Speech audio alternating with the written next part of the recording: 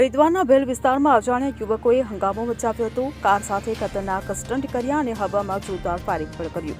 Video viral થયા બાદ SSP બ્રહ્મેન્દ્ર ડોભાલે આ મામલાની નોંધ લીધી અને કડક કાર્યવાહી કરવાનો નિર્દેશ આપ્યો।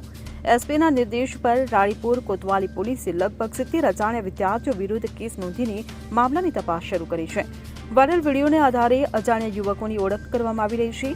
જણાવવામાં આવી રહ્યું છે કે હંગામો મચાવનાર યુવક રાણીપુરની જાણીતી શાળાના વિદ્યાર્થીઓ છે। 3 દિવસ પહેલા તેઓએ સિદ્ધપુર સ્થિત એક હોટલમાં વિદાય પાર્ટીની ઉજવણી કરી હતી। ત્યારબાદ યુવકો કાર લઈને રસ્તા પર ઉતર્યા હતા અને ભેલ વિસ્તારમાં સ્ટન્ટ કર્યા હતા।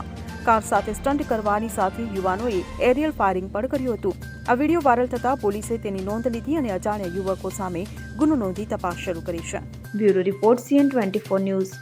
હવે જુઓ દેશ દુનિયાની તમામ ખબરો તમારી આંગળીના ટેરવે। ઉઠાવો મોબાઈલ અને ગૂગલ પ્લે સ્ટોર પરથી ડાઉનલોડ કરો અમારી CN24 ન્યૂઝ મોબાઈલ એપ।